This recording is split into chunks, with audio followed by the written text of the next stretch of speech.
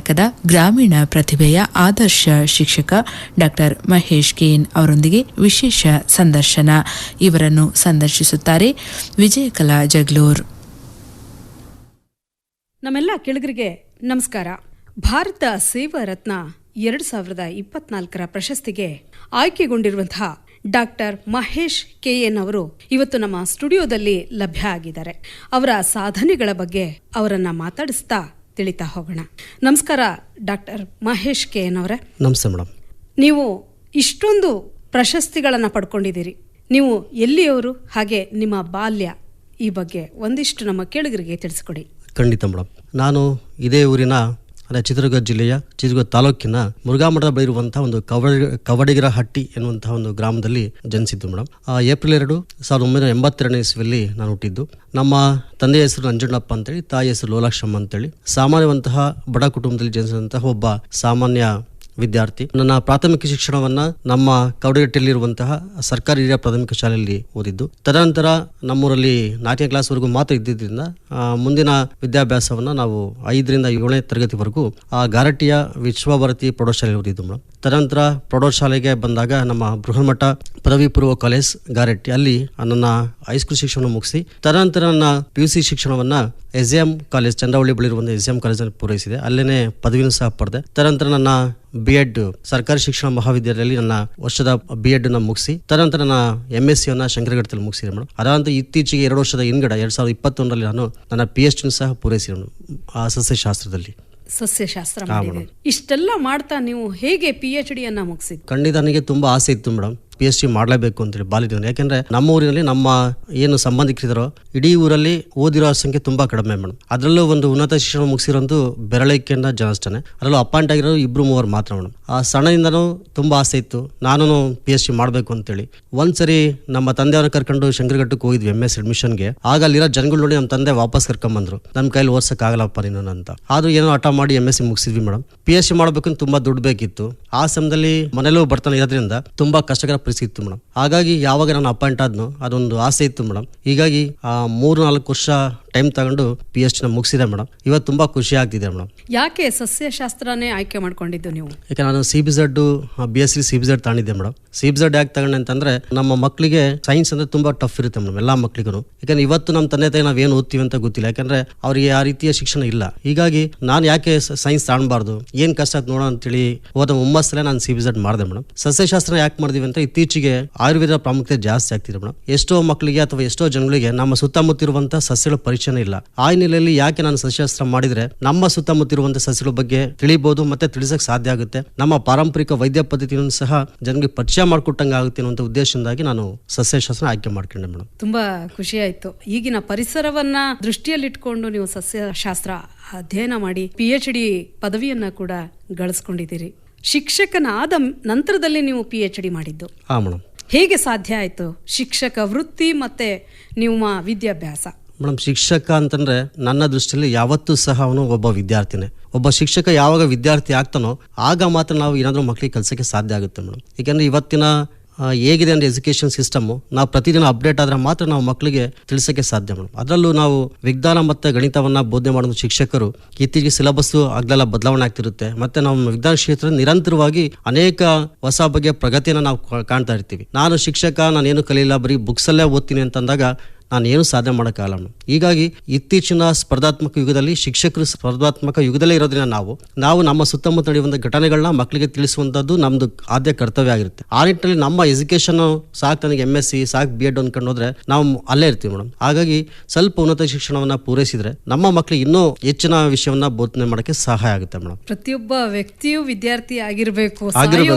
ಯಾಕಂದ್ರೆ ಪ್ರತಿದಿನ ಹೊಸ ಕಲಿತೀವಿ. ಇವತ್ತು ಆರ್ಟಿಫಿಷಿಯಲ್ ಇಂಟೆಲಿಜೆನ್ಸ್ ಅಂತ ಬಂದಿದೆ ಮೇಡಮ್. ಅದು ಎಷ್ಟು ಮಟ್ಟಿಗೆ ಪ್ರಭಾವ ಬೀರುತ್ತೆ ಅಂತಂದ್ರೆ ನಾವು ಅದನ್ನ ಇಮೇಜ್ ಮಾಡ್ಕೊಳಕ್ಕಾಗಲ್ಲ. ನನಗೆ ಅದ್ರ ಬಗ್ಗೆ ಅರಿವಿದ್ರೆ ಮಾತ್ರ ನಾನು ಮಕ್ಕಳಿಗೆ ತಿಳಿಸಕ್ಕೆ ಸಾಧ್ಯ ಆಗುತ್ತೆ ಮೇಡಮ್. ಖಂಡಿತ ಹೌದು. ನಾನೀಗ ನಿಮ್ಮ ಮಾತುಗಳಲ್ಲಿ ಗಮನಿಸಿದ ಹಾಗೆ ನೀವು ಒಬ್ಬ ವಿಶೇಷ ರೀತಿಯಾದಂತಹ ಶಿಕ್ಷಕ. ಹೇಗೆ ಈ ವಿಶೇಷತೆಯನ್ನ ನೀವು ಮಕ್ಕಳಿಗೆ ಕಲಿಕೆ ಮೂಲಕ ಕೊಡಬೇಕು ಅಂತ ನಿರ್ಧರಿಸಿದ್ದು ಹೇಗೆ ಅಂತ? ಮೇಡಮ್, ಮೂಲತಃ ನಾನು ಒಬ್ಬ ಗ್ರಾಮೀಣ ಭಾಗದ ವಿದ್ಯಾರ್ಥಿ. ನಮ್ಮ ತಂದೆ ತಾಯಿಗೆ ಇವತ್ತು ಸಹ ನಾನು ಏನು ಓದ್ತೀನಿ, ನನ್ನ ಮಗ ಏನು ಓದ್ತೀರ ಅಂತಾನೂ ಗೊತ್ತಿಲ್ಲ. ನಾವು 3 ಜನ ಅಣ್ಣ ತಮ್ಮಂದು ಇದ್ರು ಸಹ ನಾವು 3 ಜನ ಹೆಂಗೋ ಓದಿದ್ವಿ ಮೇಡಮ್. ಎಷ್ಟು ಪರಿಸ್ಥಿತಿ ಇತ್ತು ಅಂದ್ರೆ ನಮ್ಮ ಬಾಲ್ಯದ ಜೀವನ, ನಮ್ಮ ತಂದೆ ವಿಜಯಲಕ್ಷ್ಮಿ ಟೆಕ್ಸ್ಟೈಲ್ಸ್ಗೆ ಹೋಗ್ತಿದ್ರು ಮೇಡಮ್. ನೈಟ್ ಡ್ಯೂಟಿ ಮಾಡಿದಾಗ 2 ಬ್ರೆಡ್ ಕೊಡೋರು. ಆ 2 ಬ್ರೆಡ್ನ ತಗೊಂಡು ಬಂದು ಮಕ್ಳಿಗೆ ಕೊಡ್ತಿದ್ರು ಮೇಡಮ್. ಅಷ್ಟು ಬಡತನ ಇತ್ತು. ನಮ್ಮ ತಾಯಿನೂ ಅಷ್ಟೇ ಕೂಲಿ ನಾಲಿ ಮಾಡಿ ನಮ್ಮನ್ನೆಲ್ಲ ಸಾಕಿ ಇವತ್ತೇ ಒಂದು ಮಟ್ಟಿಗೆ ಬೆಳೆಸಿದಾರೆ ಮೇಡಮ್. ಅದರ ಅರಿವು ಇರೋದ್ರಿಂದ ನಾನು ಕೆಲಸ ಮಾಡಿರುವಂತ ಶಾಲೆ ಶಿಕ್ಷಕನಾಗಿ ಸೇರ್ಕೊಂಡಾಗ ಅಲ್ಲಿ ವಿಜ್ಞಾನ ತುಂಬಾ ಕಷ್ಟ ಆಗ್ತಿತ್ತು ಮೇಡಮ್. ಮಕ್ಕಳಿಗೆ ಎಷ್ಟೇ ಮಾಡಿದ್ರು 1-2 ಮಾತ್ರ ಮಕ್ಕಳು ವಿಜ್ಞಾನ ಕ್ಷೇತ್ರಕ್ಕೆ ಆಯ್ಕೆ ಆಗ್ತಿದ್ರು. ಆಗ ನನಗೆ ಏನನ್ಸ್ತಂದ್ರೆ, ಯಾಕೆ ನಾವು ವಿಜ್ಞಾನವನ್ನ ಗ್ರಾಮೀಣ ಭಾಗದಲ್ಲಿ ಹೆಚ್ಚು ಪ್ರಸಾರ ಮಾಡಿದ್ರೆ ಅಲ್ಲಿ ಮಕ್ಕಳು ಸಹ ಮುಂದಿನ ದಿನಗಳಲ್ಲಿ ಒಳ್ಳೆ ಹುದ್ದೆನ ಪಡಿಬಹುದು. ವಿಜ್ಞಾನ ಕ್ಷೇತ್ರ ಆಸ್ಕೊಂಡಾಗ ಅನೇಕ ಕ್ಷೇತ್ರಗಳು ಸಿಗ್ತವೆ ಮೇಡಮ್. ಆ ಹಿನ್ನೆಲೆಯಲ್ಲಿ ನಿರ್ಧಾರ ಮಾಡಿ ವಿಜ್ಞಾನವನ್ನು ವಿಶೇಷವಾಗಿ ಬೋಧನೆ ಮಾಡೋಕ್ಕೆ ಪ್ರಾರಂಭ ಮಾಡಿದೆ ಮೇಡಮ್. ಪ್ರಯೋಗಗಳು ಇರ್ಬೋದು ಅಥವಾ ತಮ್ಮ ಜೀವನದಲ್ಲಿ ಯಾವ ರೀತಿ ನಾವು ಪ್ರಯೋಗ ಮಾಡಬೇಕು ಅಂದ್ರೆ ನನಗೆ ಬರೀ ಲ್ಯಾಬ್ರೇಟರಿ ಇರಬೇಕು ಅನ್ನೋದು ಒಂದು ಭ್ರಮೆ ನಮ್ಮಲ್ಲಿ ಇದೆ ಮೇಡಮ್. ನಮ್ಮ ಮನೇಲಿ ಸಿಗುವಂತ ವಸ್ತುಗಳನ್ನ ಬಳಸ್ಕೊಂಡು, ಈಗ ಉದಾಹರಣೆಗೆ ಆಮ್ಲ ಪ್ರತ್ಯಾಮ್ಲ ಪಾಠ ಮಾಡಬೇಕಾದ್ರೆ ನಮ್ಮಲ್ಲಿ ಸಿಗುವಂತ ಸೋಪಿನ ಪುಡಿ ಸಿಗುತ್ತೆ, ಮೊಸರು ಸಿಗುತ್ತೆ, ಹಾಲು ಸಿಗುತ್ತೆ, ಅದನ್ನೇ ಬಳಸ್ಕೊಂಡು ಪ್ರಯೋಗನ ಮಕ್ಕಳಿಂದಾನೇ ಮಾಡಿಸಿದ್ವಿ ಮೇಡಮ್. ಆ ಎಲ್ಲದರ ಪರಿಣಾಮವಾಗಿ ಇವತ್ತೇ ಪ್ರತಿ ವರ್ಷನೂ 5-10 ಜನ ಮಕ್ಕಳು ನಮ್ಮಲ್ಲಿ ವಿಜ್ಞಾನವನ್ನು ತೆಗೆದುಕೊಡ್ತಿದ್ದಾರೆ ಮೇಡಮ್. ಒಂದು ಕುಗ್ರಾಮ ಮೇಘಳ್ಳಿ ಅಂತ ಇದೆ ಮೇಡಮ್. ಅಲ್ಲಿ ಸುಮಾರು 4 ಜನ ಇವತ್ತು ಇಂಜಿನಿಯರ್ ಆಗಿದ್ದಾರೆ. ಅದೇ ರೀತಿ 5 ಹಳ್ಳಿ ಮಕ್ಕಳು ಸಹ ಇವತ್ತು ವಿಜ್ಞಾನ ತಗೊಂಡಿದ್ದಾರೆ. ಅದು ಚಿತ್ರದುರ್ಗ ತಾಲೂಕು ಮೇಡಮ್. ಅದು ಮೈನ್ಸ್ ವ್ಯಾಪ್ತಿ ಬರುತ್ತೆ ಮೇಡಮ್. ಅಲ್ಲಿ ಯಾರು ಸಹ ಉನ್ನತ ಶಿಕ್ಷಣ ಓದ್ತಿಲ್ಲ. ಆದ್ರೆ ಇವತ್ತು ಒಬ್ಳು ಹೆಣ್ಮಗಳು ಇಡೀ ಆ ಊರಲ್ಲೇ ಪ್ರಥಮ ಹುಡುಗಿ ಮೇಡಮ್. ಅವಳು ಇವತ್ತು ಇಂಜಿನಿಯರ್ ಮಾಡ್ತಾರೆ, ಅವ್ರ ತಾಯಿ ಕೂಲಿ ಮಾಡ್ತಾರೆ ಮೇಡಮ್. ಅಂದ್ರೆ ನನಗೆ ಆ ತೃಪ್ತಿ ಇದೆ ಮೇಡಮ್. ಯಾಕಂದ್ರೆ ನಾನು ಒಬ್ಬ ವಿಜ್ಞಾನ ಶಿಕ್ಷಕನಾಗಿ ನನ್ನ ಮಕ್ಕಳನ್ನ ವಿಜ್ಞಾನ ವಿಭಾಗಕ್ಕೆ ಸೇರಿಸಿ ಅವ್ರಿಗೆ ಉನ್ನತ ಶಿಕ್ಷಣ ಕೊಡಿಸ್ತೀನಿ ಅಂತಂದಾಗ ಅದಕ್ಕೆ ಇವೆಲ್ಲ ವಿಧಾನಗಳು ನಮ್ಮ ಟೀಚರ್ ಮಾಡೋದ್ರಿಂದ ನಾವು ಆ ರೀತಿ ಮಾಡಬೇಕು ಅಂತ ಅನಿಸಿ ಇವತ್ತು ಎಲ್ಲಾ ಮಕ್ಕಳು ಚೆನ್ನಾಗಿ ಓದ್ತಿದ್ದಾರೆ ಮೇಡಮ್. ಖುಷಿ ಆಗತ್ತೆ. ಒಬ್ಬ ಶಿಕ್ಷಕನಿಗೆ ತೃಪ್ತಿ ಯಾವಾಗ ಆಗತ್ತೆ ಅಂತ ಹೇಳಿದ್ರೆ, ನಾನು ಕಲಿಸಿದಂತಹ ಒಬ್ಬ ವಿದ್ಯಾರ್ಥಿಗಳು ಅಂದ್ರೆ ಆ ವಿದ್ಯಾರ್ಥಿಗಳು ಒಂದು ಉನ್ನತ ಮಟ್ಟಕ್ಕೆ ಹೋದಾಗ ನಮಗೊಂದು ತೃಪ್ತಿ ಅಂತ ಸಿಗತ್ತೆ ನಾವು ಮಾಡಿದಂತಹ ಕೆಲಸಕ್ಕೆ. ಹೌದು, ನೀವು ಬರೀ ವಿಜ್ಞಾನ ಮಾತ್ರ ನೀವು ಆ ಮಕ್ಕಳಿಗೆ ಕಲಿಸ್ತಾ ಇಲ್ಲ, ಹಲವಾರು ರೀತಿಯಾದಂತಹ ಬೇರೆ ಬೇರೆ ಕ್ಷೇತ್ರಗಳನ್ನ ಕೂಡ ನೀವು ಆಯ್ಕೆ ಮಾಡ್ಕೊಂಡಿದ್ದೀರಿ. ಹೇಗೆ ಸಾಧ್ಯ ಆಯ್ತು ಇದೆಲ್ಲ? ಮೊದಲಿಗೆ ನಾನು ಒಬ್ಬ ವಿಜ್ಞಾನ ಶಿಕ್ಷಕ ಮೇಡಮ್. ತದನಂತರ ಶಾಲೆಯ ಒಬ್ಬ ಮುಖ್ಯ ಶಿಕ್ಷಕ. ಒಬ್ಬ ಶಾಲೆಯ ಮುಖ್ಯ ಶಿಕ್ಷಕ ಅಂತಂದ್ರೆ ಕೇವಲ ನನ್ನ ವಿಷಯ ಮಾತ್ರ ಕಲಿಸೋದಲ್ಲ. ನಮ್ಮ ಶಾಲೆಯ ನೀತಿ ಏನಿದೆ ಅಂತಂದ್ರೆ, ನಮ್ಮ ಶಾಲೆ ಶಿಕ್ಷಕರು ಯಾರೇ ಇರ್ಬೋದು, ನಾವು ಕೇವಲ ಬೋಧನೆ ಮಾಡಲ್ಲ, ಆ ಮಕ್ಕಳಿಗೆ ಜೀವನ ಕೌಶಲ್ಯವನ್ನ ಮತ್ತೆ ಮುಂದಿನ ದಿನಗಳಲ್ಲಿ ಒಬ್ಬ ಸತ್ಪ್ರಜೆ ಯಾವ ರೀತಿ ಮಗು ಈ ಶಾಲೆಯ ಜೀವನನ ಬಿಟ್ಟು ಮುಂದೆ ವೃತ್ತಿಗೆ ತೆರಳಿದಾಗ ಯಾವ ರೀತಿ ಆ ಮಗು ವ್ಯವಹಾರ ಮಾಡಬೇಕು. ಇತ್ತೀಚೆಗೆ ನಮ್ಮಲ್ಲಿ ದೇಶ ಪ್ರೇಮ ಮರೆಯಾಗ್ತಿದೆ, ಪರಿಸರ ಪ್ರೇಮ ಮರೆಯಾಗ್ತಿದೆ. ಆ ನಿಟ್ಟಲ್ಲಿ ನಮ್ಮ ಮಕ್ಕಳಲ್ಲಿ ಒಂದು ಎಲ್ಲಾ ರೀತಿಯ ಸರ್ವತೋಮುಖ ಬೆಳವಣಿಗೆ ಸಹಕಾರಿ ಇರುವಂತ ಉದ್ದೇಶದಿಂದಾಗಿ ನಾವು ಅನೇಕ ಕಾರ್ಯಕ್ರಮಗಳನ್ನ ಶಾಲೆಯಲ್ಲಿ ಹಮ್ಮಿಕೊಳ್ತಾ ಬರ್ತಿದ್ವಿ ಮೇಡಮ್. ಅದಕ್ಕೊಂದು ಉದಾಹರಣೆ ಅಂತಂದ್ರೆ, ನಮ್ಮ ಕಡ್ಲೆಗುದ್ದು ಗ್ರಾಮದಲ್ಲಿ ವೀರಯೋಧ ಪ್ರಭಾಕರ್ ಅಂತೇಳಿ ಒಬ್ರು ನಿಧನ ಆದ್ರು ಮೇಡಮ್. ಅವರ ಪುಣ್ಯ ಸ್ಥಳ ನಮ್ಮ ಕಡ್ಲೆಗುದ್ದಲ್ಲಿ ಇದೆ ಮೇಡಮ್. ಅಲ್ಲಿ ಪ್ರತಿ ವರ್ಷ ನಾವು ಕಾರ್ಗಿಲ್ ದಿನಾಚರಣೆನ ಅಲ್ಲೋಗಿ ಆಚರಣೆ ಮಾಡ್ತೀವಿ ಮೇಡಮ್. ಯಾಕೆಂದ್ರೆ ಒಬ್ಬ ಸೈನಿಕ ತನ್ನ ಪ್ರಾಣವನ್ನೇ ನಮ್ಮ ದೇಶಕ್ಕೋಸ್ಕರ ಮುಡುಪಾಗಿರ್ತಾನೆ. ನಮಗೆ ಅದರ ಅರಿವಿರಲ್ಲ. ಆ ಸೈನಿಕ ಎಷ್ಟು ಕಷ್ಟಪಡ್ತಾನೆ ಅನ್ನೋ ಗೊತ್ತಾಗ್ಲಿ ಅಂತೇಳಿ ಪ್ರತಿ ವರ್ಷ ಅಲ್ಲಿ ಕಾರ್ಗಿಲ್ ದಿನಾಚರಣೆ ಮಾಡ್ತೀವಿ ಮೇಡಮ್. ಅದೇ ರೀತಿ ಇವತ್ತು ನಾವು ಹೆಣ್ಣು ಮಕ್ಕಳನ್ನ ಎಲ್ಲೋ ಒಂದು ಕಡೆ ಸಮರ್ಥನೆ ಕೊಡ್ತಿಲ್ಲ ಅನ್ನುವಂಥ ಒಂದು ಮನೋಭಾವನೆ ಇದೆ. ಅದರಲ್ಲೂ ಗ್ರಾಮೀಣ ಪ್ರದೇಶದಲ್ಲಿ ಹೆಣ್ಮಕ್ಳನ್ನ ಓದಿಸಿದ್ರೆ ತುಂಬಾ ಕಡಿಮೆ ಆಗ್ತಿದೆ ಮೇಡಮ್. ಆ ನಿಟ್ಟಲ್ಲಿ ಆ ಹೆಣ್ಣುಮಕ್ಳಿಗೆ ಒಂದು ಅವಕಾಶ ಕೊಟ್ಟರೆ ಯಾವ ರೀತಿ ಅವಳು ಮುಂದೆ ಬರ್ತಾಳೆ ಅನ್ನೋದಕ್ಕೆ ಅನೇಕ ಮಹಿಳಾ ಸಾಧಕರನ್ನ ನಾವು ಕರೆಸಿ ಅವರ ಒಂದು ಉಪನ್ಯಾಸ ಮತ್ತು ಅವರ ಜೀವನ ಶೈಲಿಯನ್ನು ಅವರಿಗೆ ಮಕ್ಕಳಿಗೆ ಪರಿಚಯ ಮಾಡಿಸ್ಕೊಡ್ತಿದ್ವಿ. ಎಲ್ಲಕ್ಕಿಂತ ಬಹುಮುಖ್ಯವಾಗಿ ನಾವು ಮಾಡ್ತಿರೋದೇನಪ್ಪ ಅಂದ್ರೆ, ಇತ್ತೀಚೆಗೆ ನಮ್ಮ ಕೆರೆ ಪರಿಸರ ವ್ಯವಸ್ಥೆ ಇರ್ಬೋದು ಅಥವಾ ನಮ್ಮ ಪರಿಸರ ಎಲ್ಲ ನಾಶ ಆಗ್ತಿದೆ ಮೇಡಮ್. ಆ ಹಿನ್ನೆಲೆಯಲ್ಲಿ ನಮ್ಮ ಕಡ್ಲೆಗುದ್ದು ಗ್ರಾಮದಲ್ಲಿ ಸಿದ್ದನಗುಂಡಿ ಅಂತ ಒಂದು ಪುಣ್ಯಕ್ಷೇತ್ರ ಇದೆ ಮೇಡಮ್. ಅಲ್ಲಿ ಜಾಲಿ ಮುಳ್ಳು ಅವೆಲ್ಲ ಬೆಳೆದು ಅಲ್ಲಿ ಯಾರು ಬಳಸಕ್ ಆಗ್ತಿಲ್ಲ ನೀರನ್ನ. ನಮ್ಮ ಮಕ್ಕಳನ್ನ ಜೊತೆಗೆ ಸೇರಿಸ್ಕೊಂಡು ನಮ್ಮ ಎಲ್ಲಾ ಶಿಕ್ಷಕರು ಸೇರ್ಕೊಂಡು ನಾವೇ ಮಾಡಿದ್ವಿ, ಆ ಸಿದ್ದನಗುಂಡಿ ಆ ಚೆಕ್ ಡ್ಯಾಮ್ನ ಇವತ್ತೇ ಕ್ಲೀನ್ ಮಾಡಿದ್ವಿ ಮೇಡಮ್, ಆ ವಿಶ್ವ ಜಲ ದಿನಾಚರಣೆ ಅಂಗವಾಗಿ. ಅದರ ಪರಿಣಾಮವಾಗಿ ಇವತ್ತು ಆ ಚೆಕ್ ಡ್ಯಾಮ್ ತುಂಬಾ ಅರಿತಿದೆ ಮೇಡಮ್. ಅದು ವಿಡಿಯೋಸ್ ಎಲ್ಲ ಮಾಡಿದ್ವಿ. ಎಷ್ಟು ಖುಷಿ ಆಗ್ತಿದೆ ಅಂತಂದ್ರೆ, ಆ ಮಕ್ಕಳು ಖುಷಿ ಪಡ್ತಾರೆ, ಅದ್ರ ಜೊತೆ ನಾವು ಸಹ ಖುಷಿ ಪಡ್ತೀವಿ. ನಮ್ಮ ಶಾಲೆ ಕೇವಲ ಸಿಲೆಬಸ್ ಕಲಿಸೋದಷ್ಟೇ ಅಲ್ಲ ನಮ್ಮ ಉದ್ದೇಶ, ನಮ್ಮ ತನ್ನ ಪರಿಸರವನ್ನ ಉಳಿಸುವ ನಿಟ್ಟಿನಲ್ಲಿ ಆ ಮಗುನು ಏನಾದರೂ ಮಾಡಬೇಕು ಅಂತ ಮೇಡಮ್. ಇವತ್ತು ನಮ್ಮ ಶಾಲೆ ಎಲ್ಲಾ ಮಕ್ಕಳು ಅವ್ರವ್ರ ಹೊಲದಲ್ಲಿ ಒಂದೊಂದು ಗಿಡಗಳು ಹಾಕ್ತಾರೆ ಮೇಡಮ್. ನಾವು ಪರಿಸರ ದಿನಾಚರಣೆ ದಿವಸ ಎಲ್ಲರೂ ಗಿಡ ಹಾಕ್ತೀವಿ ಅಷ್ಟೇ, ಆದರೆ ಅದು ನೀರು ಯಾರು ಹಾಕಲ್ಲ. ಆದರೆ ನಮ್ಮ ಮಕ್ಳು ಏನು ಮಾಡ್ತಾರೆ, ಅವ್ರ ಮನೆಗೆ ಹೋಗಿ ಅವ್ರ ಮನೆ ಜಾಗದಲ್ಲಿ ಇರ್ಬೋದು ಅಥವಾ ಅವ್ರ ಹೊಲದಲ್ಲಿ ರೈತರ ಮಕ್ಕಳಾಗಿರೋದ್ರಿಂದ ಎಲ್ಲ ಮಕ್ಕಳು ಸಹ ಗಿಡ ನೆಟ್ಟು ಗಿಡ ಬೆಳೆಸ್ತಿದ್ದಾರೆ ಮೇಡಮ್. ಆ ಒಂದು ಖುಷಿ ನಮ್ಮೆಲ್ಲ ಶಿಕ್ಷಕರಲ್ಲಿ ಇದೆ ಮೇಡಮ್. ಅದರಲ್ಲೂ ನೀವು ಸಸ್ಯಶಾಸ್ತ್ರದಲ್ಲಿ ಒಂದು ಪದವಿಯನ್ನ ಪಡ್ಕೊಂಡಿದ್ದೀರಿ. ಅಂತ ಒಂದು ಪದವಿಗೆ ಇದೊಂದು ಸಾರ್ಥಕ ಭಾವ ಅಂತ ನಾನು ಭಾವಿಸ್ತೇನೆ. ಹೌದು, ನೀವು ಜಿಲ್ಲಾ ಮಟ್ಟದ ಹಾಗೆ ರಾಜ್ಯ ಮಟ್ಟದ ಪ್ರೌಢಶಾಲಾ ವಿಭಾಗದಲ್ಲಿ ಉತ್ತಮ ಶಿಕ್ಷಕ ಪ್ರಶಸ್ತಿಯನ್ನ ಕೂಡ ಗಳಿಸ್ಕೊಂಡ್ರಿ. ಈ ನಿಟ್ಟಿನಲ್ಲಿ ನಿಮ್ಗೆ ಏನ್ ಅನ್ಸುತ್ತೆ? 2022ನೇ ಇಸ್ವಿಯಲ್ಲಿ ರಾಜ್ಯ ಮಟ್ಟದ ಅತ್ಯುತ್ತಮ ಶಿಕ್ಷಕ ಪ್ರಶಸ್ತಿ ನನಗೆ ಲಭಿಸ್ತು ಮೇಡಮ್. ಆ ಪ್ರಶಸ್ತಿ ಬಂದಿದ್ದು ನಮ್ಮ ಮಕ್ಕಳಿಂದ ಮೇಡಮ್. ಯಾಕೆಂದ್ರೆ ಇವತ್ತೇ ನನ್ನ ಒಂದು ಗುರುಸ್ಥಾನದಲ್ಲಿ ಇಟ್ಟಿರೋದು ಆ ಮಕ್ಕಳು ಮಾತ್ರ ಮೇಡಮ್. ಹಾಗಾಗಿ ಅದೇನೇ ಪ್ರಶಸ್ತಿ ಬಂದಿರೋದಕ್ಕೂ ಅದಕ್ಕೆ ಅರ್ಪಣೆ ನನ್ನ ವಿದ್ಯಾರ್ಥಿಗಳಿಗೆ. ಏಕೆಂದ್ರೆ ಇವತ್ತೇ ಒಬ್ಬ ಸಾಮಾನ್ಯ ಮನುಷ್ಯ ಏನು ಸಾಧನೆ ಮಾಡ್ಬೋದು, ಆದ್ರೆ ಒಬ್ಬ ಶಿಕ್ಷಕನಾಗಿ ಸಾಧನೆ ಮಾಡಬೇಕು ಅಂದ್ರೆ ನಮಗೆ ಎಲ್ಲರ ಸಹಕಾರ ಅತ್ಯಗತ್ಯ ಆಗುತ್ತೆ ಮೇಡಮ್. ನಮ್ಮ ಮ್ಯಾನೇಜ್ಮೆಂಟ್ ಇರ್ಬೋದು, ನಾನು ಏನೇ ಕಾರ್ಯಕ್ರಮ ಮಾಡಿದ್ರು ಸಹ ಎಲ್ಲ ರೀತಿಯ ಸಹಕಾರ ಕೊಡ್ತಾರೆ. ಇವತ್ತು ನಾನು ನೆನೆಸ್ಕೊಂಬಾಗ ನಮ್ಮ ಶಿಕ್ಷಕರನ್ನ ಮೇಡಮ್, ಎಷ್ಟೇ ಹೊತ್ತು ಟೈಮ್ ಆದ್ರೂ ಏನೋ ಒಂದು ಕಾರ್ಯಕ್ರಮ ಮಾಡಿದಾಗ ಅಥವಾ ಮಕ್ಕಳಿಂಥದ್ದು ಮಾಡಬೇಕು ಅಂತ ನಾನು ಹೇಳ್ದಾಗ ಅಥವಾ ಸಭೆ ನಡೆದಾಗ ಎಲ್ಲಾ ರೀತಿಯ ಸಹಕಾರ ನಮ್ಮ ಶಿಕ್ಷಕರು ಕೊಡ್ತಾರೆ ಮೇಡಮ್. ಎಲ್ಲಕ್ಕಿಂತ ಮುಖ್ಯವಾಗಿ ನಮ್ಮ ಡಿಪಾರ್ಟ್ಮೆಂಟ್, ನಮ್ಮ BO ಸಾಹೇಬ್ರು ಇರ್ಬೋದು, DDP ಸಾಹೇಬ್ರು ಇರ್ಬೋದು, ಮತ್ತೆ ಎಲ್ಲ ಸಬ್ಜೆಕ್ಟ್ ಇನ್ಸ್ಪೆಕ್ಟರ್ ಇರ್ಬೋದು ಮೇಡಮ್, ಎಲ್ಲಾ ರೀತಿಯ ಸಹಕಾರ ಕೊಡ್ತಾರೆ.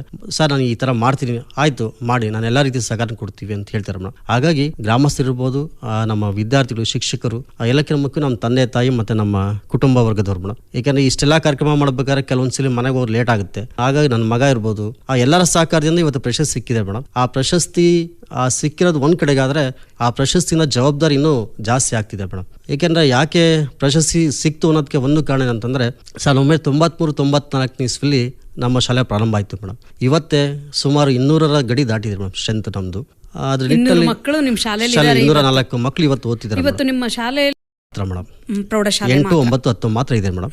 200 ಮಕ್ಕಳಿದ್ದಾರೆ, 204 ಮಕ್ಕಳಿದ್ದಾರೆ ಮೇಡಮ್. ಮುಂಚೆ 2009-10ಕ್ಕೆ ನಾವು ನೋಡಿದಾಗ ಅಲ್ಲಿವರೆಗೂ ನಮ್ಮ ಶಾಲೆ ಹಳೆ ಕಟ್ಟಡದಲ್ಲಿ ಇತ್ತು ಮೇಡಮ್. ಹಳೆ ಕಟ್ಟಡದಲ್ಲಿ ಇದ್ದಾಗ ಸ್ಟ್ರೆಂತ್ ಜಾಸ್ತಿ ಆಗ್ತಿತ್ತು. ನಾವು ಒಂದು ಮೂಲೆ ನಿಂತ್ಕೊಬೇಕಿತ್ತು ಪಾಠ ಮಾಡಬೇಕಾದ್ರೆ. ಏನಾದರೂ ಮಾಡಬೇಕು ಅಂತ ಹಠ ತೊಟ್ವಿ ಮೇಡಮ್, ಎಲ್ಲ ಶಿಕ್ಷಕರು ಸೇರ್ಕೊಂಡು. ನಮ್ಮ ಶಾಲೆಯ ಪ್ರಗತಿನ ನಮ್ಮ ಮೈನ್ಸ್ ವೇದಾಂತ ಲಿಮಿಟೆಡ್ ಒಂದು ಪಾತ್ರ ಇದೆ ಮೇಡಮ್.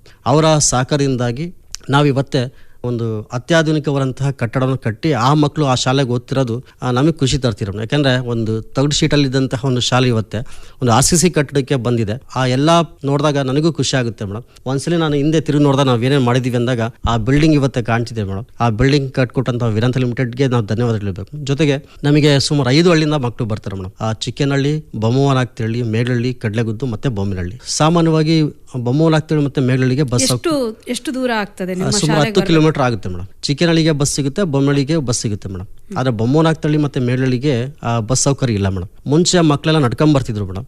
ನಡ್ಕೊಂಡ್ ಬರ್ಬೇಕು, ಕೆಲವೊಂದ್ಸಲಿ ಮಳೆ ಬರ್ತಿತ್ತು, ಅದರಲ್ಲೇ ನೆನ್ಕೊಂಡು ಮಕ್ಕಳು ಬರ್ತಿದ್ರು. ಆ ಹಿನ್ನೆಲೆಯಲ್ಲಿ ವೇದಾಂತ ಲಿಮಿಟೆಡ್ಗೆ ನಾವು ಮನವಿ ಮಾಡಿದಾಗ ತುಂಬಾ ಕಷ್ಟಪಟ್ಟು ಒಂದು 5-6 ಜನ ಪೇರೆಂಟ್ಸ್ ನಾವು ಎಲ್ಲ ಸೇರ್ಕೊಂಡು ಒಂದು 5-6 ವರ್ಷ ನಿರಂತರ ಪರಿಶ್ರಮ ಇವತ್ತೆ ನಮ್ಮ ಮಕ್ಕಳಿಗೆ ಶಾಲಾ ವಾಹನ ಕೊಟ್ಟಿದ್ದಾರೆ ಮೇಡಮ್. ಸುಮಾರು 30 ಸರ್ಕಾರಿ ಶಾಲೆ. ಆ ಸರ್ಕಾರಿ ಶಾಲೆಗೆ ಸರ್ಕಾರಿ ಅನುದಾನಿತ ಶಾಲೆ ಮೇಡಮ್. ಸರ್ಕಾರಿ ಅನುದಾನಿತ ಶಾಲೆ. ಅನುದಾನಿತ ಶಾಲೆಗೂ ಸರ್ಕಾರಿ ಶಾಲೆಗೆ ವ್ಯತ್ಯಾಸ ಏನಪ್ಪಾ, ಸರ್ಕಾರಿ ಶಾಲೆಗೆ ಎಲ್ಲಾ ರೀತಿಯ ಸೌಕರ್ಯವನ್ನು ಸರ್ಕಾರ ಒದಗಿಸುತ್ತೆ ಮೇಡಮ್. ಅನುದಾನಿತ ಶಾಲೆಯಲ್ಲಿ ಏನಾಗುತ್ತೆ ಅಂದ್ರೆ ಮಕ್ಕಳಿಗೆ ಟೆಕ್ಸ್ಟ್ ಬುಕ್, ಬಿಸಿ ಊಟ ಪ್ಲಸ್ ಶಿಕ್ಷಕರ ವೇತನ ಮಾತ್ರ ಸರ್ಕಾರ ಸಿಗುತ್ತೆ. ಉಳಿದಂತೆ ಎಲ್ಲಾ ಮೂಲಭೂತ ಸೌಕರ್ಯಗಳನ್ನ ನಾವೇ ಮಾಡ್ಕೊಳ್ಬೇಕಾಗತ್ತೆ ಮೇಡಮ್.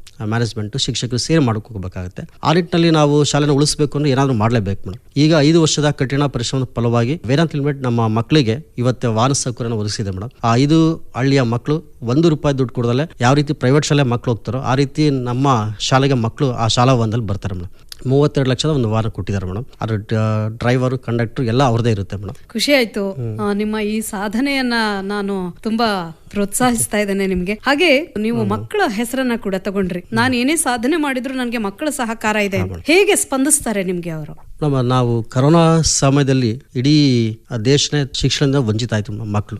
ಅದನ್ನ ನಾವು ಇವತ್ತಿನವರೆಗೂ ನಾವು ಆ ಮಕ್ಕಳನ್ನ ಮತ್ತೆ ಸರಿದಾರಿ ತರಕ್ ಆಗ್ತಿಲ್ಲ ಮೇಡಮ್. ಆ ಸಮಯದಲ್ಲಿ ನಮ್ದು ಒಂದು ಕುಗ್ರಾಮ ಇರ್ಬೋದು, ನಮ್ಮ ಹಳ್ಳಿಯ ಮಕ್ಕಳಿಗೆ ಮೊಬೈಲ್ ಯೂಸ್ ಮಾಡಕ್ ಬರಲ್ಲ, ಇಂಟರ್ನೆಟ್ ಯೂಸ್ ಮಾಡಕ್ ಬರಲ್ಲ, ಅವೆಲ್ಲವೂ ಸಮಸ್ಯೆ ಇದ್ದಿದ್ದೆ ಮೇಡಮ್. ಆ ಎಲ್ಲಾ ಸಮಸ್ಯೆ ಮಧ್ಯನೂ ಇಡೀ ರಾಜ್ಯದಲ್ಲೇ ಮೊಟ್ಟ ಮೊದಲ ಬಾರಿಗೆ ನಮ್ಮ ಶಾಲೆಯ ಶಿಕ್ಷಕರು ಅವರ ಮನೆ ಬಾಗಿಲಿಗೆ ತೆರಳಿ ಪಾಠ ಮಾಡಿದ್ರು ಮೇಡಮ್.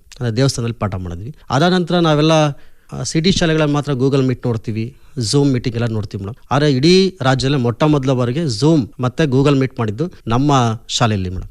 ಕರೋನಾ ಸಮಯದಲ್ಲಿ ಅಂದ್ರೆ ನಾವೇನೇ ಒಳ್ಳೆ ಕಾರ್ಯಕ್ರಮ ಮಾಡಿದ್ರು ಸಹ ಆ ನಮ್ಮ ಮಕ್ಕಳು ಮತ್ತೆ ಅವರ ಪೋಷಕರು ಸಹಕಾರ ಕೊಡ್ತಾರೆ ಮೇಡಮ್. ಅವರ ಸಹಕಾರದಿಂದಾಗಿ ಇವೆಲ್ಲ ಮಾಡಕ್ಕೆ ಸಾಧ್ಯ ಆಗ್ತಿರೋದು ಮೇಡಮ್. ಅವರ ಕಲಿಕೆಯ ಆಸಕ್ತಿ ಎಷ್ಟಿದೆ ಹಾಗಾದ್ರೆ ಮೇಡಮ್? ಈಗ ಏನಾಗುತ್ತೆ ಅಂದ್ರೆ ಹಳ್ಳಿ ಒಳಗಡೆ ಸ್ವಲ್ಪ ಬಡತನ ಜಾಸ್ತಿ ಇರುತ್ತೆ ಮೇಡಮ್. ಆ ಬಡತನ ಮಧ್ಯನೂ ಇವತ್ತೇ ನಮ್ಮ ಮಕ್ಕಳು ನಾವೇನೇ ಪ್ರಯೋಗ ಮಾಡಿದ್ರು ಅಥವಾ ಏನೇ ಇಂಥದ್ದು ಮಾಡಿದೆ ಅಂತ ಹೇಳಿದ್ರು ಸಹ ಮಾಡಿ ಹಾಕ್ತಾರೆ ಮೇಡಮ್. ಅದಕ್ಕೆ ಪೇರೆಂಟ್ಸ್ ಸಹಕಾರ ಕೊಡ್ತಾರೆ ಮೇಡಮ್. ಇವತ್ತೇ ಯಾವುದೇ ಒಂದು ನಗರ ಪ್ರದೇಶ ಶಾಲೆಗೆ ಸೆಡ್ ಹೊಡಿಯುವಂತ ನಮ್ಮ ಮಕ್ಕಳು ತಯಾರಾಗಿದ್ದಾರೆ ಮೇಡಮ್. ಎಲ್ಲದಕ್ಕೂ ನೀವು ಏನ್ ಕಲಿಸಿದ್ರು ಕಲಿಯೋದಕ್ಕೆ ತಯಾರಿದ್ದಾರೆ ಮೇಡಮ್. ಖುಷಿ ಆಯ್ತು. ಎಷ್ಟು ಪ್ರಶಸ್ತಿಗಳನ್ನ ನಿಮ್ದು ಹಾಕ್ಸ್ಕೊಂಡಿದ್ದೀರಿ ಮೇಡಮ್? ಈಗ ಇದು ಸೇರಿದ್ರೆ ಅರ್ಧ ಶತಕ ಆಗುತ್ತೆ ಮೇಡಮ್. 50 ಪ್ರಶಸ್ತಿಗಿಂತ ಜಾಸ್ತಿ ಪ್ರಶಸ್ತಿಗಳು ಇದಾವೆ ಮೇಡಮ್. ಯಾವೆಲ್ಲ ಪ್ರಶಸ್ತಿಗಳು ಬಂದಿದೆ ಹೇಳ್ಬೋದಾ? ನೇಷನ್ ಬಿಲ್ಡರ್ ಅವಾರ್ಡ್ ಇಂದ ಹಿಡಿದು ಕರ್ನಾಟಕ ರಾಜ್ಯೋತ್ಸವ ಪ್ರಶಸ್ತಿ ಅಂತ ಹೇಳಿ ನಮ್ಮ ಒಂದು NGO ಇಂದ ಕೊಟ್ಟಿದ್ರು ಮೇಡಮ್. ಅದೇ ರೀತಿ ಕರ್ನಾಟಕ ಸೇವಾ ರತ್ನ ಅಂತ ಹೇಳಿ, ಆಮೇಲೆ ಇಲ್ಲಿ ನೇಷನ್ ಬಿಲ್ಡರ್ ಅವಾರ್ಡ್, ಈ ರೀತಿ ಹಲವಾರು ಪ್ರಶಸ್ತಿಗಳು ದೊರಕಿದಾವೆ ಮೇಡಮ್. ಆ ಪ್ರಶಸ್ತಿ ಸಿಕ್ಕಿದಾವೆ ಅನ್ನೋದಕ್ಕಿಂತ best teacher of the year award, genius educationist award ಅಂತೇಳಿ, ಕಾವ್ಯ ಕೇಸರಿ ಅಂತೇಳಿ,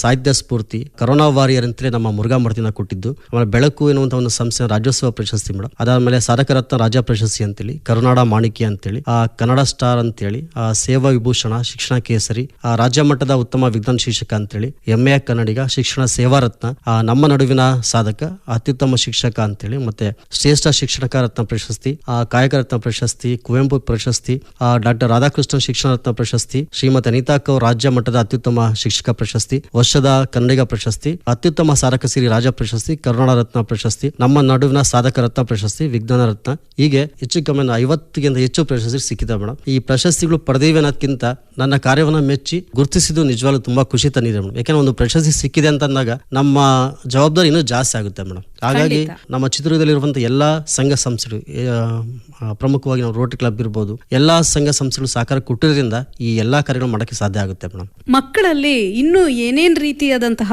ವಿಶೇಷವಾದಂತಹ ಕಾರ್ಯಕ್ರಮಗಳನ್ನ ನೀವು ಹಮ್ಮಿಕೊಳ್ತೀರಿ? ಪ್ರತಿ ವರ್ಷನೂ ನಾವು ಮಕ್ಕಳ ಕಲೋತ್ಸವ ಅಂತೇಳಿ ಮಾಡ್ತೀವಿ ಮೇಡಮ್. ಅವತ್ತೇ ಟೆಕ್ಸ್ಟ್ ಬುಕ್ ಏನು ತರಲ್ಲ ಮೇಡಮ್ ಮಕ್ಕಳು. ಆ ಮಕ್ಕಳಿಗೆ ಅವ್ರಿಗೆ ಯಾವ ರೀತಿಯ ಡ್ರೆಸ್ ಅನ್ನು ಹಾಕ್ಸ್ಬೇಕು ಅನ್ಸುತ್ತೋ ಅದನ್ನ ಹಾಕ್ಕೊಂಬರ್ಬೇಕು ಮೇಡಮ್. ನಮ್ಮಲ್ಲಿರುವಂಥ ಪ್ರತಿಯೊಂದು ಮಗುನು ನಮಗೆ ಗೊತ್ತಿರುತ್ತೆ, ಕೆಲವೊಂದು ಮಕ್ಕಳು ಸ್ಟೇಜ್ ಹತ್ತಕ್ಕೆ ಇಷ್ಟಪಡಲ್ಲ ಮೇಡಮ್. ಭಯವನ್ನ ನಮ್ಮ ಉದ್ದೇಶ ಅಂದ್ರೆ ನಮ್ಮ ಶಾಲೆ ಬರುವಂತ 200 ಮಕ್ಕಳು ಸಹ ಸ್ಟೇಜ್ ಮೇಲೆ ಕಾಣಬೇಕು ಮೇಡಮ್. ಅವ್ನಿಗೆ ಏನ್ ಬರುತ್ತೋ ಅದನ್ನ ಹೇಳಿ ಅಂತ. ಕೊನೆಗೆ ಏನೂ ಬರಲಿಲ್ಲ ಅಂತಂದಾಗ ಅಟ್ಲೀಸ್ಟ್ ನಮ್ಮ ಕನ್ನಡ ಪದ್ಯ, ಇಂಗ್ಲಿಷ್ ಪದ್ಯ, ಹಿಂದಿ ಪದ್ಯ ಯಾರಾದ್ರೂ ಹೇಳ್ಬೇಕು ಅಂತ ಹೇಳಿ. ಇದಾದ್ಮೇಲೆ ನಾವು ಇತ್ತೀಚಿನ ದಿನಗಳಲ್ಲಿ ನಾವು ಹೆಣ್ಣು ಮಕ್ಕಳ ಬಗ್ಗೆ ಹೆಚ್ಚು ರಕ್ಷಣೆ ಬಗ್ಗೆ ಹೆಚ್ಚು ಮಾತಾಡ್ತೀವಿ ಮೇಡಮ್. ಅದು ಕೇವಲ ಮಾತಾಡಿದ್ರಾಗಲ್ಲ, ಸಾಧನೆ ಮಾಡಿ ತೋರಿಸ್ಬೇಕು ಅಂತೇಳಿ ಆ ಮಕ್ಕಳಿಗೆ ನಾವು ಹೆಣ್ಣು ಮಕ್ಕಳಿಗೆ ಆತ್ಮರಕ್ಷಣಾ, ಅದು ಸರ್ಕಾರಿ ಶಾಲೆ ಮಾತ್ರ ಸೀಮಿತ ಆಗಿರುತ್ತೆ ಮೇಡಮ್. ಆದ್ರೆ ನಾವು ನಮ್ದೇ ಶಿಕ್ಷಕರು ಸೇರ್ಕೊಂಡು ನಾವೆಲ್ಲ ಸೇರಿ ಏನ್ ಮಾಡಿದೀವಿ ಅಂದ್ರೆ ಒಬ್ಬ ಕರಾಟೆ ಟೀಚರ್ನ ಇಟ್ಟು ಅವ್ರಿಗೆ ಆತ್ಮರಕ್ಷಣಾ ಕಲೆಯನ್ನ ಕಲಿಸಿದ್ವಿ. ಜೊತೆಗೆ ನಮ್ಮ ರೋಟರಿ ಕ್ಲಬ್ನ ಸಹಾಯದೊಂದಿಗೆ ಸ್ಮಾರ್ಟ್ ಗರ್ಲ್ ಎನ್ನುವಂತ 5 ದಿನದ ತರಬೇತಿಯನ್ನ ಕೊಡಿಸಿದ್ವಿ ಮಕ್ಕಳಿಗೆ. ಯಾಕಂದ್ರೆ ಇವತ್ತು ಹೆಣ್ಣು ಮಕ್ಕಳು ಮುಂದೆ ಬರಬೇಕು ಅನ್ನೋ ಉದ್ದೇಶದಿಂದಾಗಿ. ಜೊತೆಗೆ ಪ್ರತಿ ವರ್ಷನೂ ನಾವು ಮಹಿಳಾ ದಿನಾಚರಣೆ ಎಂದು ನಮ್ಮ ಹೆಣ್ಣು ಮಕ್ಕಳನ್ನ ನಮ್ಮ ಶಾಲೆ ಇರುವಂತಹ ಓದ್ತಿರುವಂತಹ 8, 9, 10ನೇ ತರಗತಿ ಮಕ್ಕಳಿಗೆ ಅವರಿಗೆ ಹೆಡ್ ಮಾಸ್ಟರ್ ಚೇರಿಂದ ಹಿಡಿದು ಪ್ರತಿಯೊಂದು ಜವಾಬ್ದಾರಿ ಅವರಿಗೆ ಕೊಡ್ತೀವಿ ಮೇಡಮ್. ಅವತ್ತೊಂದು ದಿವಸ ಆ ಮಕ್ಕಳನ್ನ ನಿಭಾಯಿಸಬೇಕು ಮೇಡಮ್. ಪಾಠದಿಂದ ಹಿಡಿದು ಎಲ್ಲಾ ಕಾರ್ಯಕ್ರಮಗಳು ಅವರೇ ನಿಭಾಯಿಸ್ತಾರೆ ಮೇಡಮ್. ಅಂದ್ರೆ ಇವೆಲ್ಲ ಮಾಡೋದ್ರಿಂದ ಏನಾಗುತ್ತೆ ಅಂದ್ರೆ ಆ ಮಕ್ಕಳಿಗೂ ನಾನು ಏನಾದ್ರು ಮಾಡ್ಬೇಕು ಮುಂದೆ ಎನ್ನುವಂತ ಮನೋಭಾವನೆ ಬರುತ್ತೆ ಮೇಡಮ್. ಇವತ್ತೆ ನಮ್ಮ ಶಾಲೆಯಿಂದ ಓದಿರುವಂತಹ ಹೆಣ್ಮಕ್ಳು, ಗಂಡ್ಮಕ್ಳು ಇವತ್ತೆ ಕಾಲೇಜ್ಗಳಲ್ಲಿ ಮತ್ತೆ ಡಿಗ್ರಿ ಓದ್ತಿದ್ರು ಅವರೆಲ್ಲ ಇವತ್ತೆ ಲೀಡರ್ಸ್ ಆಗಿ ಹೊರಹೊಮ್ತಿದ್ದಾರೆ ಮೇಡಮ್. ಅಂದ್ರೆ ಇಲ್ಲಿರುವಂತಹ ಬಿದ್ದಿರುವಂತಹ ಬೀಜ ಅಲ್ಲಿ ಮರವಾಗಿ ಬೆಳೀತಿದ್ದಾರೆ ಮೇಡಮ್. ಕಾಲೇಜ್ ಲೆಕ್ಚರ್ಸ್ ಫೋನ್ ಮಾಡೋದು ತುಂಬಾ ಖುಷಿ ಆಗುತ್ತೆ ಮೇಡಮ್. ಸರ್ ನಿಮ್ಮ ಮಕ್ಕಳು ನಿರೂಪಣೆ ಮಾಡ್ತಾರೆ, ನಿಮ್ಮ ಮಕ್ಕಳು ಸ್ವಾಗತ ಮಾಡ್ತಾರೆ ಅಂತ ಹೇಳಿದಾಗ ನಿಜವಾಗ್ಲೂ ನಮಗೂ ಖುಷಿ ಆಗುತ್ತೆ ಮೇಡಮ್. ಎಷ್ಟು ವರ್ಷ ಆಯ್ತು ಆ ಶಾಲೆ? 93ರಿಂದ ಶಾಲೆ ಪ್ರಾರಂಭ ಆಗಿದೆ ಮೇಡಮ್. 2012ಕ್ಕೆ ನಮಗೆ ಶಾಲಾ ಅನುದಾನ ಆಯ್ತು. ಅಂದ್ರೆ ಸರ್ಕಾರದಿಂದ ವೇತನ ಸಿಗಕ್ಕೆ ಸ್ಟಾರ್ಟ್ ಆಗಿ 2012 ಆಯ್ತು ಮೇಡಮ್. 12ರಿಂದ ಹೋಗ್ತಾ ಇದೆ ಮೇಡಮ್. ಇಲ್ಲಿವರೆಗೆ ನಿಮ್ಮ ಮಕ್ಕಳು ಯಾರಾದ್ರೂ ಸಾಧನೆಯನ್ನ ಮಾಡಿದ್ದಾರೆ, ಅವ್ರು ನಿಮ್ಮ ಹತ್ರ ಮತ್ತೆ ವಾಪಸ್ ಬಂದು ನಾನು ಇಂಥದ್ದನ್ನ ಮಾಡಿದ್ದೀನಿ ಅನ್ನುವಂಥದ್ದನ್ನ ಯಾರಾದ್ರೂ ತಿಳಿಸಿರೋರು ಇದ್ದಾರಾ? ರಶ್ಮಿ ಅಂತೇಳಿ ಇವತ್ತೆ ವೈದ್ಯಕೀಯ ವಿಭಾಗದಲ್ಲಿ ಇವತ್ತೆ ಓದ್ತಾ ಇದ್ದಾಳೆ. ಆ ಮಗು ಬಂದು ಮಾತಾಡೋದು ನಿಜ ತುಂಬಾ ಖುಷಿ ಆಯ್ತು. ನಾವೆಲ್ಲ ಇಂಥವೆಲ್ಲ ಮಾಡಿದೀವಿ ಅಂತೇಳಿ. ಜೊತೆಗೆ ಪೃಥ್ವಿ ಅಂತೇಳಿ ಇಲ್ಲೇ JMET ಇವತ್ತು ಇಂಜಿನಿಯರಿಂಗ್ ವಿಭಾಗದಲ್ಲಿ ಪ್ರೊಫೆಸರ್ ಆಗಿ ಕೆಲಸ ಮಾಡ್ತಿರೋನು. ಅವನು ನಮ್ಮಲ್ಲಿ ಮೇಘಲಲ್ಲಿ ಸ್ವಾಮಿ ಅಂತ ಒಬ್ಬ ವಿದ್ಯಾರ್ಥಿ ಇವತ್ತು ಅವನು ಇಂಜಿನಿಯರಿಂಗ್ ಮುಗಿಸ್ಕಿ ಬೆಂಗಳೂರಲ್ಲಿ ಜಾಬ್ ಮಾಡ್ತಿರೋನು. ಆ ಮಕ್ಕಳು ಪುನಃ ವಾಪಸ್ ಶಾಲೆ ಬಂದು ಅದನ್ನೆಲ್ಲ ಹೇಳಿದಾಗ ನಿಜವಾಗ್ಲೂ ಖುಷಿ ಆಗುತ್ತೆ ಮೇಡಮ್. ಯಾಕಂದ್ರೆ ಒಬ್ಬ ಶಿಕ್ಷಕ ಯಾವ ತೃಪ್ತಿ ಆಗುತ್ತೆ, ನಮ್ಮ ಮಕ್ಕಳು ಏನೋ ಜೀವನದಲ್ಲಿ ಸಾಧನೆ ಮಾಡಿದ್ರು ಅಂತೇಳಿ. ಹಾಗಾಗಿ ಎಲ್ಲಕ್ಕಿಂತ ಮುಖ್ಯವಾಗಿ ಬರೀ ನಾವು ಏನೋ ಒಂದು ಜಾಬ್ ತಗೊಂಡ್ರು ಅದೇ ಸಾಧನೆ ಅಂತಲ್ಲ ಮೇಡಮ್. ಇವತ್ತೇ ನಮ್ಮಲ್ಲಿ ಓದಿರುವಂತ ಮಕ್ಕಳು ಇವತ್ತೇ ಕೆಲವೊಬ್ರು ರಾಜಕೀಯದಲ್ಲೂ ಸಹ ಮುಂದೆ ಬರ್ತಿದ್ದಾರೆ, ಕೆಲವೊಬ್ರು ವ್ಯಾವಹಾರಿಕವಾಗಿ ತಮ್ಮ ಸ್ವಂತ ಉದ್ಯಮನ ಪ್ರಾರಂಭ ಮಾಡ್ತಿದ್ದಾರೆ. ಅದಕ್ಕೇನಪ್ಪ ಮುಖ್ಯವಾದ ಕಾರಣ ಸೆಲ್ಫ್ ಕಾನ್ಫಿಡೆನ್ಸ್ ಮೇಡಮ್. ಅಂದ್ರೆ ನಮ್ಮ ಶಾಲೆಯಿಂದ ಬರುವಂತ ಮಕ್ಕಳಿಗೆ ಆ ಒಂದು ಸೆಲ್ಫ್ ಕಾನ್ಫಿಡೆನ್ಸ್ ನಾವು ಕೊಡಬೇಕು ಅಂತ ಮೇಡಮ್. ವೈದ್ಯಕೀಯ ವಿಭಾಗದ ವಿದ್ಯಾರ್ಥಿ ಹೇಳ್ತಿದ್ರೆ ನಿಜವಾಗ್ಲೂ ನಮ್ಮ ಮಗು ಇಷ್ಟು ಚೆನ್ನಾಗಿ ಮಾತಾಡುತ್ತೆ ನಮಗೆ ಆಶ್ಚರ್ಯ ಆಗುತ್ತೆ ಮೇಡಮ್. ಖುಷಿ ಅಲ್ವಾ? ತುಂಬಾ ಖುಷಿ. ಶಿಕ್ಷಕರಿಗೆ ಇನ್ನೇನ್ ಬೇಕು ಇದಕ್ಕಿಂತ? ಯಾವ್ದು ಇಲ್ಲ ಮೇಡಮ್. ಅದ್ ಮುಂದೆ ಆಮೇಲೆ ಇವತ್ತೆ ಬಸವೇಶ್ವರ ಕಾಲೇಜ್ ಇರ್ಬೋದು ಅಥವಾ ನಾವು ಯಾವುದೇ ಒಂದು ಹಾಸ್ಪಿಟಲ್ಗೆ ಹೋದ್ರು ಇವತ್ತೆ ನಮ್ಮ ಶಾಲೆ ಇರುವಂತಹ ವಿದ್ಯಾರ್ಥಿಗಳು ಇವತ್ತೆ ನರ್ಸಿಂಗ್ ವಿಭಾಗದಲ್ಲಿ ಕೆಲಸ ಮಾಡ್ತಾರೆ ಮೇಡಮ್. ಆ ನರ್ಸಿಂಗ್ ಅಲ್ಲಿ ಏನೇ ಕೆಲಸ ಬಿಟ್ಟು ಓಡ್ ಬಂದು ನಮ್ಮನ್ನು ಮಾತಾಡಿಸ್ತಾರೆ ಮೇಡಮ್. ಅದಕ್ಕಿಂತ ಸೌಭಾಗ್ಯ ಯಾವ್ದಿಲ್ಲ ಅಂತ ಭಾವಿಸ್ತೀನಿ ಮೇಡಮ್. ನಮ್ಮ ಮುಂದೆ ಎಷ್ಟೇ ಪ್ರಶಸ್ತಿ ಇರ್ಬೋದು, ಎಷ್ಟೇ ಕೋಟಿ ಅಮೌಂಟ್ ಇರ್ಬೋದು ಮೇಡಮ್, ದುಡ್ಡು ಇರ್ಬೋದು, ಆದ್ರೆ ಒಬ್ಬ ಮಗು ಸರ್ ನಾನು ನಿಮ್ಮ ಶಾಲೆಗೆ ಓದಿದ್ದು ಯಾಕೆ ಸರ್ ಇಲ್ಲಿ ಬಂದಿರ ಅಂತ ಕೇಳ್ತಾರೆ ಮೇಡಮ್. ಅದಕ್ಕಿಂತ ಖುಷಿ ಯಾವ್ದಿಲ್ಲ ಅಂತ ಮೇಡಮ್. ನೀವು ವಿಜ್ಞಾನ ವಿಭಾಗದಲ್ಲಿ ಸಂಪನ್ಮೂಲ ವ್ಯಕ್ತಿಯಾಗಿ ಕೂಡ ಕೆಲಸ ಮಾಡ್ತಾ ಇದ್ದೀರಿ. ಯಾವ್ಯಾವ ರೀತಿಯಾದಂತಹ ಕೆಲಸಗಳನ್ನ ನಿರ್ವಹಣೆ ಮಾಡ್ತಾ ಇದ್ದೀರಿ? ಇಲ್ಲಿ ಚಿತ್ರದುರ್ಗ ವಿಜ್ಞಾನ ಶಿಕ್ಷಕರ ಕ್ಲಬ್ನ ತಾಲೂಕು ಅಧ್ಯಕ್ಷನಾಗಿ, ತದನಂತರ ಇವಾಗ ಜಿಲ್ಲಾ ಕಾರ್ಯದರ್ಶಿಯಾಗಿ ನಾನು ನಾನು ಕೆಲಸವನ್ನ ಮಾಡ್ತೀನಿ ಮೇಡಮ್. ಕ್ಲಬ್ ಅಂದ್ರೆ ಏನಪ್ಪಾ ಅಂದ್ರೆ ನಮ್ಮ ಟೀಚರ್ಸ್ ಎಲ್ಲ ಸೇರ್ಕೊಂಡು ನಮಗೆ ಅಗತ್ಯ ಇರುವಂತಹ ಸಂಪನ್ಮೂಲ ಇರ್ಬೋದು ಅಥವಾ ಪಾಸಿಂಗ್ ಪ್ಯಾಕೇಜ್ ಇರ್ಬೋದು ಇಂಥವನ್ನ ತಯಾರು ಮಾಡುವಂತ ಒಂದು ನಾವೇ ಸೇರ್ ಮಾಡಿರುವಂತಹ ಒಂದು ಸಂಘ. ಸಂಪನ್ಮೂಲ ವ್ಯಕ್ತಿಯಾಗಿ ಅಂದ್ರೆ ಇಲ್ಲಿ ಕೆಲವೊಂದು ಶಿಕ್ಷಕರಿಗೆ ಕೆಲವೊಂದು ಕ್ಲಿಷ್ಟಕರ ಅಂಶಗಳು ಇರ್ತವೆ. ಆ ಕ್ಲಿಷ್ಟಕರವಂತಹ ಪಠ್ಯಾಂಶಗಳನ್ನ ಯಾವ ರೀತಿ ಮಕ್ಕಳಿಗೆ ಸುಲಭವಾಗಿ ಕಲಿಸೋದ್ರ ಅನ್ನೋ ಬಗ್ಗೆ ಒಂದು ತರಬೇತಿಯನ್ನು ಕೊಡುವಂಥದ್ದು. ಆಮೇಲೆ ಅನೇಕ ಶಾಲೆ ನಡೆಯುವಂತಹ ವಿಜ್ಞಾನ ವಸ್ತು ಪ್ರಶ್ನೆ ಇರ್ಬೋದು ಅಥವಾ ನಮ್ಮ ಇಲಾಖೆನ ಸಂಘಟನೆ ಮಾಡುವಂತಹ ವಿಜ್ಞಾನ ವಸ್ತು ಪ್ರಶ್ನೆ ಇರ್ಬೋದು, ಅಲ್ಲೊಬ್ಬ ತೀರ್ಪುಗಾರನಾಗಿ ಕೆಲಸ ಮಾಡ್ತೀನಿ ಮೇಡಮ್. ಆಮೇಲೆ ಇನ್ಸ್ಪೈರ್ ಅವಾರ್ಡ್ ಬಂದಾಗ ರಾಜ್ಯ ಮಟ್ಟದಲ್ಲೂ ಇನ್ಸ್ಪೈರ್ ಅವಾರ್ಡ್ ಅಲ್ಲಿ ಆ ತೀರ್ಪುಗಾರನಾಗಿ ಕಾರ್ಯವನ್ನು ನಿರ್ವಹಿಸಿದ್ದೀನಿ. ಆ ತರಬೇತಿ ಕೊಡುವಂತ ಉದ್ದೇಶ ಏನಪ್ಪಾ ಅಂದ್ರೆ ಆ ಶಿಕ್ಷಕರು ಇನ್ನೂ ಸಬಲವನ್ನಾಗಿ ಯಾವುದೋ ಒಂದು ಹೊಸ ಸಿಲೆಬಸ್ ಬಂದಾಗ ಅಲ್ಲಿ ಯಾವ ರೀತಿ ಪ್ರಶ್ನೆಗಳು ಬರ್ತವೆ, ಆ ಪ್ರಶ್ನೆಗಳಿಗೆ ಶಿಕ್ಷಕರು ಯಾವ ರೀತಿ ಮಕ್ಕಳಿಗೆ ಕಲಿಸಬೇಕು ಅನ್ನೋದ್ರ ಬಗ್ಗೆ ಒಂದು ಕಾರ್ಯಕ್ರಮವನ್ನು ಏರ್ಪಡಿಸ್ತೀವಿ ಮೇಡಮ್. ಮಕ್ಕಳಿಗೆ ನೀವು ಸ್ಪರ್ಧಾತ್ಮಕ ಪರೀಕ್ಷೆಗಳಿಗೆ ಕೂಡ ಒಂದು ತರಬೇತಿಯನ್ನ ಕೊಡುವಂತ ಕೆಲಸ ಮಾಡ್ತಾ ಇದ್ದೀರಿ. ಯಾವ್ಯಾವ ರೀತಿಯಾದಂತಹ ಸ್ಪರ್ಧಾತ್ಮಕ ಪರೀಕ್ಷೆಗಳಿಗೆ? MMS ಪರೀಕ್ಷೆ ಬರುತ್ತೆ ಮೇಡಮ್. 10ನೇ ತರಗತಿ ಮಕ್ಕಳಿಗೆ NTSC ಪರೀಕ್ಷೆ ಬರುತ್ತೆ. ಈ ಎರಡು ಪರೀಕ್ಷೆಗಳನ್ನ ಎಲ್ಲಾ ವಿದ್ಯಾರ್ಥಿಗಳು ಹೈಸ್ಕೂಲ್ ನಲ್ಲಿ ಓದುವಂತ ಎಲ್ಲಾ ವಿದ್ಯಾರ್ಥಿಗಳು ಬರೀಬಹುದು. NMS ಮಾತ್ರ ಸರ್ಕಾರಿ ಮತ್ತು ಅನುದಾನಿತ ಶಾಲೆಗಳು ವಿದ್ಯಾರ್ಥಿಗಳು ಮಾತ್ರ ಬರೀಬಹುದು ಮೇಡಮ್. NTSC ಯಾರು ಬೇಕಾದ್ರೂ ಬರೀಬಹುದು, ಎಲ್ಲಾ ಶಾಲೆ ಮಕ್ಕಳು ಬರೀಬಹುದು. ಅದನ್ನ ಇಂಥದೇ ತರಗತಿಯ ವಿದ್ಯಾರ್ಥಿಗಳು ಬರೀಬೇಕು ಇದೆ ಮೇಡಮ್. 8ನೇ ತರಗತಿ ಬಂದ್ರು ಅಂದ್ರೆ NMS ಮೇಡಮ್. SLC ಬಂತು ಅಂದ್ರೆ NTSC ಎಕ್ಸಾಮ್ ಬರುತ್ತೆ ಮೇಡಮ್. ಪರೀಕ್ಷೆಯ ಉದ್ದೇಶ ಏನಪ್ಪ ಅಂದ್ರೆ ಮಕ್ಕಳಿಗೆ ಅಂದ್ರೆ ವಿದ್ಯಾರ್ಥಿ ವೇತನವನ್ನು ಕೊಡುವಂಥದ್ದು ಮೇಡಮ್. ಪ್ರತಿ ವರ್ಷ 12,000 ಕೊಡ್ತಾರೆ ಮೇಡಮ್. PUC ಜಾಯ್ನ್ ಆದಾಗ ಪ್ರತಿ ವರ್ಷ 4 ವರ್ಷಗಳ ಕಾಲ 12,000 ಅಮೌಂಟ್ ಏನೋ ಬರುತ್ತೆ ಮೇಡಮ್. ಈಗ ಗ್ರಾಮೀಣ ವಿಭಾಗದಲ್ಲಿ ಏನಾಗುತ್ತೆ ಅಂದ್ರೆ ಮಕ್ಕಳಿಗೆ ಇಂತಹ ಪರೀಕ್ಷೆಗಳ ಪರಿಚಯ ಇರಲ್ಲ. ಆ ಪರೀಕ್ಷೆ ಯಾವ ರೀತಿ ತಯಾರಾಗಬೇಕು ಅನ್ನೋದು ಒಂದು ಅವೇರ್ನೆಸ್ ಇರಲ್ಲ ಮೇಡಮ್. ಆ ಪೋಷಕರಿಗೂ ಸಹ ಇರಲ್ಲ. ಆ ನಿಟ್ಟಿನಲ್ಲಿ ಇಲಾಖೆ ನಿಗದಿಪಡಿಸುವಂತ ಈ ಪರೀಕ್ಷೆಗೆ ಮಕ್ಕಳನ್ನ ಸಿದ್ಧಪಡಿಸಬೇಕು ಅಂದಾಗ ಏನಾಗುತ್ತೆ ಅಂದ್ರೆ ನಮ್ಮಲ್ಲಿ ಶಿಕ್ಷಕ ಕೊರತೆ ಇರುತ್ತೆ. ಯಾಕಂದ್ರೆ ಸಿಲೆಬಸ್ ಮುಗಿಸಬೇಕಾಗುತ್ತೆ. ಇದಕ್ಕೂ ಸಹ ಟೈಮ್ ಸಿಗಲ್ಲ. ಆ ಹಿನ್ನೆಲೆಯಲ್ಲಿ ಪ್ರತಿ ಶನಿವಾರ ಮತ್ತೆ ಭಾನುವಾರದಂದು ಎಲ್ಲಾ ಶಾಲೆಯ ಮಕ್ಕಳಿಗೆ ಅನುಕೂಲ ಆಗಲಿ ಅಂತೇಳಿ ನಾವು ನಮ್ಮ ಎಲ್ಲ ಶಿಕ್ಷಕರು ಸೇರ್ಕೊಂಡು ಯಾರಿಗೆ ಆಸಕ್ತಿ ಇರುತ್ತೋ ಅಂತ ಶಿಕ್ಷಕರನ್ನು ಸೇರ್ಕೊಂಡು ಉಚಿತ ತರಬೇತಿಯನ್ನು ನೀಡುವಂತ ಒಂದು ಪ್ರಯತ್ನವನ್ನ ಮಾಡ್ತಿದ್ವಿ ಮೇಡಮ್. ಅದರ ಫಲವಾಗಿ ಜೊತೆಗೆ ದಸರಾ ಅವಧಿಯಲ್ಲಿ ನಮ್ಮ ಇಲಾಖೆ ಮತ್ತೆ ರೋಟರಿ ಕ್ಲಬ್ನ ಸಹಯೋಗದೊಂದಿಗೆ ಪ್ರತಿ ವರ್ಷ ವಾಸವಿ ಶಾಲೆಯಲ್ಲಿ ನಾವು ಈ ರೀತಿ ತರಬೇತಿಯನ್ನು ಕೊಡ್ತಿದ್ವಿ ಮೇಡಮ್. ಆ ತರಬೇತಿ ಉದ್ದೇಶ ಗ್ರಾಮೀಣ ಭಾಗದ ವಿದ್ಯಾರ್ಥಿಗಳು ಹೆಚ್ಚಿನ ವಿದ್ಯಾರ್ಥಿ ವೇತನ ಪಡೆಯಲಿ, ಅವರು ಉನ್ನತ ವಿದ್ಯಾಭ್ಯಾಸವನ್ನು ಪೂರೈಸಲಿ ಅಂತ ಉದ್ದೇಶದಿಂದಾಗಿ ಆ ಕೆಲಸನ ಮಾಡ್ತಿದ್ವಿ ಮೇಡಮ್. ಈ ತರಬೇತಿ ಕಾರ್ಯಾಗಾರ ಏನಿರುತ್ತೆ ಉಚಿತವಾಗಿರುತ್ತಾ? ಉಚಿತ ಮೇಡಮ್, ಉಚಿತ ತರಬೇತಿ ಮೇಡಮ್. ಯಾಕಂದ್ರೆ ಗ್ರಾಮೀಣ ವಿಭಾಗ ಅಂದ್ರೆ ನಾವೇನು ದುಡ್ಡು ಕೇಳಕ್ ಹೋಗ್ಬರಲ್ಲ. ಯಾಕಂದ್ರೆ ಬಡತನ ಜಾಸ್ತಿ ಇರುತ್ತೆ. ಜೊತೆಗೆ ಆ ಮಕ್ಕಳಲ್ಲಿ ನಾವೇನಾದ್ರೂ ಅಮೌಂಟ್ ಕೇಳಕ್ ಹೋದ್ವಿ ಅಂದ್ರೆ ಆಸಕ್ತಿ ಇರಲ್ಲ ಮೇಡಮ್. ಈಗ ಉಚಿತವಾಗಿ ತರಬೇತಿಯನ್ನು ಕೊಡ್ತಿದ್ವಿ ಮೇಡಮ್. ನಿಮ್ಮ ಶಾಲೆಯಲ್ಲಿ ಮಕ್ಕಳು ಯಾವ ರೀತಿ ಕಲಿಕೆಯನ್ನ ಮುಂದುವರಿಸಿಕೊಂಡು ಅವರು ಉತ್ತೀರ್ಣರಾಗ್ತಾ ಇದ್ದಾರೆ, ಎಷ್ಟರ ಮಟ್ಟಿನ ಫಲಿತಾಂಶ ಬರ್ತಾ ಇದೆ?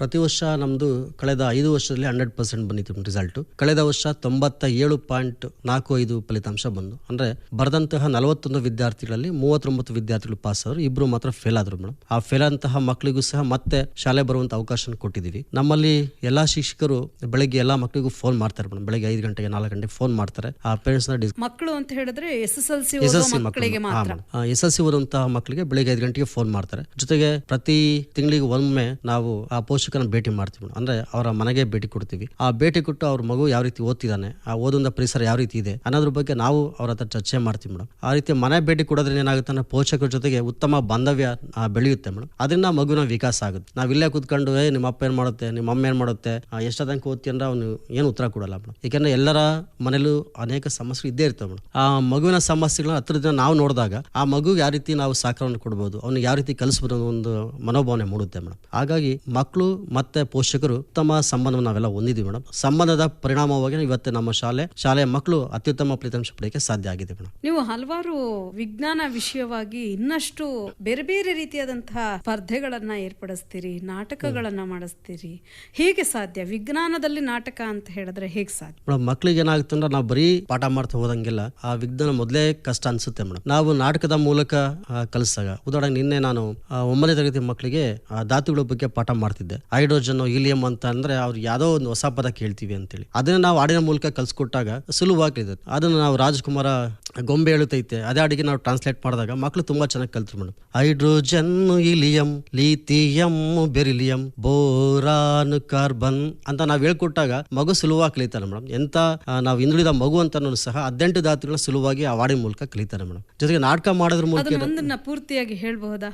ಇದು ರಾಜಕುಮಾರ್ ಹಾಡಿನ ಒಂದು ಪರಿವರ್ತನೆ. ಆ ರಾಜಕುಮಾರ್ ಹಾಡನ್ನ ಪ್ರತಿಯೊಬ್ಬ ವಿದ್ಯಾರ್ಥಿಗೂ ಗೊತ್ತಿರುತ್ತೆ ಮೇಡಮ್. ಅದೇ ಹಾಡನ್ನ ನಾವು ರಾಸಾಯನಿಕ ಶಾಸ್ತ್ರದಲ್ಲಿ ಬಳಸಿದಾಗ ಹೆಂಗಿರುತ್ತೆ ಅಂತೇಳಿ, ಅದೇ ರೀತಿ ನಾನು ಚೆನ್ನಪ್ಪ ಚೆನ್ನಗೌಡ ಹಾಡನ್ನ ಜೀರ್ಣಾಯುಧದ ಬಗ್ಗೆ ಕಲ್ಸ್ಕೊಟ್ಟಿದ್ವಿ ಮೇಡಮ್. ಈ ರೀತಿ ಕಲ್ಸಾಗ ಏನಾಗುತ್ತೆ, ಮಕ್ಕಳಿಗೆ ಸುಲಭವಾಗಿ ಕಲಿತಾರೆ ಮೇಡಮ್. ಅದು ಕಾನ್ಸೆಪ್ಟ್ ಎಲ್ಲ ಸುಲಭವಾಗಿ ಮೂಡಿಸಕ್ಕೆ ಸಾಧ್ಯ ಆಗುತ್ತೆ. Hydrogen, helium, lithium, beryllium, boron, carbon, nitrogen, oxygen, fluorine neon, sodium sodium, magnesium, aluminium, silicon, phosphorus, ಈ ಕ್ಲೋರಿನ್, ಆರ್ಗನ್ನು ಅಂತ 18 ಧಾತುಗಳು ಸಿಲೆಬಸ್ಸಲ್ಲಿ ಇದೆ ಮೇಡಮ್. ಆ 18 ಧಾತುಗಳನ್ನ ಸುಲಭವಾಗಿ ಮಕ್ಕಳು ಕಲಿಯೋಕ್ಕೆ ಸಾಧ್ಯ ಆಗುತ್ತೆ ಮೇಡಮ್. ಅದೇ ರೀತಿ ಜೀರ್ಣಕ್ರಿಯೆ ಇವೆಲ್ಲವನ್ನೂ ಸಹ ಇದೇ ರೀತಿ ಕಲಿಸ್ತಾ ಹೋಗಿದ್ದೀನಿ. ಜೊತೆಗೆ ಆವರ್ತಕ ಕೋಷ್ಟಕ ಅಂತ ಬರುತ್ತೆ ಮೇಡಮ್, ಅದು ಈ ವರ್ಷ ಸಿಲೆಬಸ್ ತೆಗೆದಿದ್ದಾರೆ ಮೇಡಮ್. ಈ ಆವರ್ತಕ ಕೋಷ್ಟಕ ಪಾಠಕ್ಕೆ ಬಂದಾಗ ಆ ಮಕ್ಕಳಿಗೆ ಆ ನಿಯಮಗಳನ್ನ ಕಲಿಸೋದು ತುಂಬ ಕಷ್ಟ ಆಗ್ತಿತ್ತು. ಈಗ ನಾವು ನಾಟಕದ ಮೂಲಕ ಅವನ ಪಾತ್ರಧಾರೆ ಮಾಡಿದಾಗ ಸುಲಭ ಮಕ್ಕಳು ಕಲಿತಾರೆ ಮೇಡಮ್. ಜೊತೆಗೆ ನಾವು ಈಗ ಕೆಮಿಸ್ಟ್ರಿ ಒಳಗಡೆ ಪರಮಾಣು ಮಾದರಿನ ತೋರಿಸ್ಬೇಕು. ಆ ಪರಮಾಣು ಮಾದರಿ ತೋರಿಸ್ಬೇಕಾದ್ರೆ SPDF ಅಥವಾ KLMN ಅಂತ ಹೇಳ್ತೀವಿ. ಅವ್ರಿಗೆ K ಯಾವುದು, L ಯಾವುದು, M ಯಾವುದು ಗೊತ್ತಾಗಲ್ಲ ಮೇಡಮ್. ಅದ್ರ ಮೂಲಕ ಮಕ್ಕಳನ್ನೇ ಪ್ರೋಟಾನ್, ಎಲೆಕ್ಟ್ರಾನ್, ನ್ಯೂಟ್ರಾನ್ ಮಾಡಿ ಒಂದು ಸರ್ಕಲಾಗಿ ನಿಲ್ಲಿಸಿ ನಮ್ಗೆ ಹೇಳ್ಕೊಟ್ಟಾಗ ಎಲ್ಲ ಮಕ್ಕಳು ಕಲಿತಾರೆ ಮೇಡಮ್. ಅಂದರೆ ಎಷ್ಟು ಸಾಧ್ಯ ಆಗುತ್ತೋ ಅಷ್ಟು ಮಟ್ಟಿಗೆ ವಿಜ್ಞಾನದ ಒಂದು ಕ್ಲಿಷ್ಟಕರ ವಿಷಯಗಳನ್ನ ಸಾಧ್ಯವಾದ ಮಟ್ಟಿಗೆ ಸರಳೀಕರಣಗೊಳಿಸಿದಾಗ ಆ ಮಕ್ಕಳು ವಿಜ್ಞಾನದ ಬಗ್ಗೆ ಹೆಚ್ಚು ಆಸಕ್ತಿ ಮೂಡೋಕ್ಕೆ ಕಾರಣ ಆಗುತ್ತೆ ಮೇಡಮ್. ಖುಷಿ ಆಯಿತು. ಇಷ್ಟೆಲ್ಲವನ್ನು ಕೇಳಿದಾಗ ನೀವು ಹಾಡನ್ನು ಹಾಡ್ತೀರಿ ಅನ್ನೋದು ನಂಗೆ ಗೊತ್ತಾಯಿತು. ಮತ್ತಿನ್ನೇನೇನು ಹವ್ಯಾಸಗಳು ನಿಮಗಿವೆ? ನಾವು ಮೊದಲಿಗೆ ಒಬ್ಬ ಸಾಹಿತಿ, ಒಬ್ಬ ಹಾಡುಗಾರ, ಜೊತೆಗೆ ಇಂತಹ ನಾಟಕಗಳನ್ನ ಮತ್ತು ಅನೇಕ ಗೀತೆಗಳನ್ನ ಸಹ ಬರೆದಿದ್ದೀನಿ ಮೇಡಮ್. ಏಕೆಂದರೆ ಬಿಡುವಿನ ಅವಧಿಯಲ್ಲಿ ನಾನು ಐಡ್ಲಾಗೋದಕ್ಕಿಂತ ಇಂಥವೆಲ್ಲ ಮಾಡ್ತಾ ಬಂದಾಗ ನನಗೂ ಇನ್ನೂ ಮಾಡುವಂಥ ಹುಮ್ಮಸ್ಸು ಬರುತ್ತೆ ಮೇಡಮ್. ಏಕೆಂದರೆ ನಾವು ಒಬ್ಬ ಸಾಹಿತಿಯಾಗಿ ಅನೇಕ ಕವನಗಳನ್ನ ಬರೆದಿದ್ದೀನಿ ಮೇಡಮ್. ಆ ಕವನಗಳ ಜೊತೆಗೆ ಅನೇಕ ಕವನವನ್ನ ಹೇಳ್ಬೋದಾ? ಖಂಡಿತ ಮೇಡಮ್. ನನ್ನ ತಾಯಿಯ ಬಗ್ಗೆ ಬರೆದಿರೋ ಒಂದು ಕವನ ಹೇಳ್ತೀನಿ ಮೇಡಮ್. ಕವನದ ಶೀರ್ಷಿಕೆ ಈ ನಿನ್ನ ಕಾಲಂಚಿನ ಗೆರೆಗಳು ಹೇಳುತ್ತಿವೆ ನೋವು ನೂರಾರು ಅಂತೇಳಿ. ಹೊಸ ಬಟ್ಟೆ ಉಡಲಿಲ್ಲ, ಒಡವೆಯ ತೊಡಲಿಲ್ಲ, ಹೊಸ ಬಟ್ಟೆ ಉಡಲಿಲ್ಲ, ಒಡವೆಯ ತೊಡಲಿಲ್ಲ, ಒಲೆಯ ಊದುತ್ತಾ ಬದುಕು ಸವೆಸುತ್ತಾ, ಒಲೆಯ ಊದುತ್ತಾ ಬದುಕು ಸವೆಸುತ್ತಾ, ಹೊಗೆಯ ಮರೆಯಲ್ಲಿ ಜೀವ ಸವೆಸುತ್ತಾ, ಗಾಣದೆತ್ತಿನಂತೆ ದುಡಿಯುತ್ತಿದ್ದಳು ನನ್ನವ್ವ, ಗಾಣದೆತ್ತಿನಂತೆ ದುಡಿಯುತ್ತಿದ್ದಳು ನನ್ನವ್ವ. ಅರಿದ ಪೀತಾಂಬರ ಜರಿಯ ಸೀರೆಯುಟ್ಟು, ಅರಿದ ಪೀತಾಂಬರ ಜರಿಯ ಸೀರೆಯುಟ್ಟು, ಹಸಿದ ತಂಗಳ ಬುತ್ತಿಯ ಉಡಿಯಲಿಟ್ಟು, ಬರಿಯ ಕಾಲಲ್ಲಿ ಬಿಸಿಲು ಮಳೆಯಲ್ಲಿ, ಬರಿಯ ಕಾಲಲ್ಲಿ ಬಿಸಿಲು ಮಳೆಯಲ್ಲಿ ಕೂಲಿನಾಲಿ ಮಾಡುತ್ತಾ ಬಾಳ ತೇರು ಎಳೆದಳು ನನ್ನವ್ವ. ಅವರಿವರ ಮನೆಯ ಮುಸುರೆಯ ತಿಕ್ಕುತ್ತಾ, ಅವರಿವರ ಮನೆಯ ಮುಸುರೆಯ ತಿಕ್ಕುತ್ತಾ, ಗಂಡ ಮಕ್ಕಳ ಹಸಿದ ಒಡಲ ತುಂಬುತ್ತಾ, ಉಳ್ಳವರ ದರ್ಪದ ತುಳಿತದಲ್ಲಿ ಸಿಲುಕಿ ಕಣ್ಣೀರ ನುಂಗಿ ಬದುಕು ಸಾಗಿಸಿದಳು ನನ್ನವ್ವ. ಗಂಡ ಮಕ್ಕಳಿಗಾಗಿ ಮುಡಿಪಾದ ಈ ಬದುಕು ಸಂಕಷ್ಟ ಮರೆಯಾಗಿ ಮೂಡಿತು ಒಂಬೆಳಕು, ಬದುಕು ಬದಲಾಯಿತು, ಮನೆಯೂ ಬದಲಾಯಿತು, ನೀ ಬದಲಾಗಲಿಲ್ಲ ನನ್ನವ್ವ, ತುಂಬಿದ ಕೂಡ ನೀನವ್ವ. ನಿನ್ನ ಕಾಲಂಚಿನ ಗೆರೆಗಳು ಹೇಳುತ್ತಿವೆ, ನಿನ್ನ ಕಾಲಂಚಿನ ಗೆರೆಗಳು ಹೇಳುತ್ತಿವೆ ನೋವು ನೂರಾರು. ಪ್ರತಿ ನೋವ ಗೆರೆಯೂ ಬರೆದಿದೆ ನಮ್ಮೀ ಭವಿಷ್ಯದ ಬೆಳ್ಳಿಯ ರೇಖೆಗಳ ಸಾವಿರಾರು. ಪ್ರತಿ ನೋವ ಗೆರೆಯೂ ಬರೆದಿದೆ ನಮ್ಮೀ ಭವಿಷ್ಯದ ಬೆಳ್ಳಿಯ ರೇಖೆಗಳ ಸಾವಿರಾರು.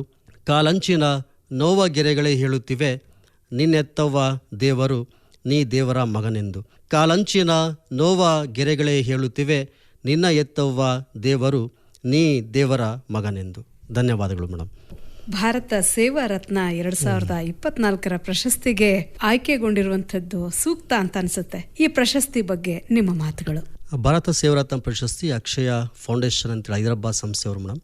ಅವರು ಪ್ರಶಸ್ತಿಗೆ ನಮ್ಮ ಸಾಮಾಜಿಕ ಮಾಧ್ಯಮಗಳು ಇವತ್ತು ಎಷ್ಟು ಮಟ್ಟಿಗೆ ಬೆಳೆದಿದ್ದಾವೆ ಅಂತಂದರೆ ಸುಲಭವಾಗಿ ಯಾರಾದರೂ ಗುರುತಿಸ್ಬೋದು ಮೇಡಮ್.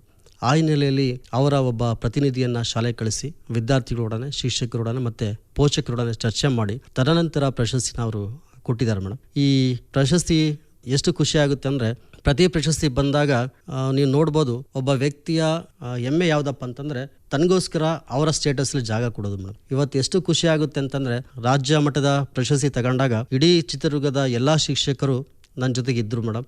ಆ ಎಲ್ಲ ಶಿಕ್ಷಕರು ಸ್ಟೇಟಸ್ನಲ್ಲಿ ಹಾಕಿದ್ರು, ಜೊತೆ ನನ್ನ ವಿದ್ಯಾರ್ಥಿಗಳು. ಇವತ್ತು ಸಹ ನಮ್ಮ ಸಂಬಂಧಿಕರು ಇರ್ಬೋದು ಅಥವಾ ನಮ್ಮ ವಿದ್ಯಾರ್ಥಿಗಳಿರ್ಬೋದು, ನನ್ನ ಫ್ರೆಂಡ್ಸ್ ಇರ್ಬೋದು, ಇವತ್ತು ಸುಮಾರು 200ಕ್ಕಿಂತ ಹೆಚ್ಚು ಜನ ಸ್ಟೇಟಸಲ್ಲಿ ನನಗೋಸ್ಕರ ಒಂದು ಜಾಗ ಕೊಟ್ಟಿದ್ದಾರೆ ಅಂದರೆ ಅದು ತುಂಬ ಖುಷಿಯಾಗುತ್ತೆ ಮೇಡಮ್. ಏಕೆಂದರೆ ಪ್ರಶಸ್ತಿ ಬರುತ್ತೆ ಹೋಗುತ್ತೆ ಮೇಡಮ್, ಆದರೆ ಆ ವಿದ್ಯಾರ್ಥಿಗಳ ಮನಸ್ಸಲ್ಲಿ ಅಚ್ಚಳಿದಂತೆ ನನ್ನ ಹೆಸರು ಉಳಿಯುತ್ತೆ ಮೇಡಮ್.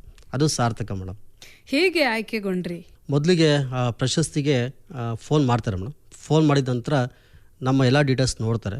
ನೋಡಿದ ಮೇಲೆ ಶಾಲೆಗೆ ಬಂದು ಅವರಿಗೆ ವಿದ್ಯಾರ್ಥಿಗಳನ್ನ ಅದ್ರ ಬಗ್ಗೆ ಕ್ವಶನ್ಸ್ ಎಲ್ಲ ಕೇಳ್ತಾರೆ ಮೇಡಮ್. ವಿದ್ಯಾರ್ಥಿಗಳ ಜೊತೆಗೆ, ಶಿಕ್ಷಕರ ಜೊತೆ ಮತ್ತು ಪೋಷಕರ ಜೊತೆಗೆ ಇವರು ಏನೇನು ಕಾರ್ಯಕ್ರಮ ಮಾಡಿದ್ದಾರೆ, ಅದು ಮಾಡಿದಾರೋ ಇಲ್ವೋ, ಅಥವಾ ಅದರ ಇಂಪ್ಯಾಕ್ಟ್ ಏನಾಗಿದೆ, ಈ ಎಲ್ಲ ಮಾಹಿತಿನ ಪಡಿತಾರೆ ಮೇಡಮ್. ಪಡೆದಾದ್ಮೇಲೆ ಅವರು ನಮಗೆ ಗೊತ್ತಿಲ್ಲದಂತೆ ನಮ್ಮ ಸರ್ಕಲ್ಲಾಗಿ ಏನಿರ್ತಾರೋ ಫ್ರೆಂಡ್ಸ್ ಇರ್ಬೋದು ಅಥವಾ ಶಿಕ್ಷಕರಿರ್ಬೋದು, ಬೇರೆ ಶಿಕ್ಷಣ ಸಂಪರ್ಕ ಮಾಡಿ ತದನಂತರ ಅಂತಹ ಪ್ರಶಸ್ತಿನ ಕೊಡ್ತಾರೆ ಮೇಡಮ್. ತುಂಬ ಖುಷಿಯಾಯಿತು. ಮತ್ತಷ್ಟು ಪ್ರಶಸ್ತಿಯ ಗರಿಗಳು ನಿಮ್ಮನ್ನು ತಲುಪಲಿ ಅಂತ ಹೇಳಿ ಆಶಿಸ್ತಾ ನಿಮ್ಮನ್ನು ಸ್ಟುಡಿಯೋದಲ್ಲಿ ಲಭ್ಯ ಆಗಿದ್ದಕ್ಕೆ ನಾನು ನಿಮಗೆ ವಂದನೆಗಳನ್ನು ಹೇಳ್ತೇನೆ.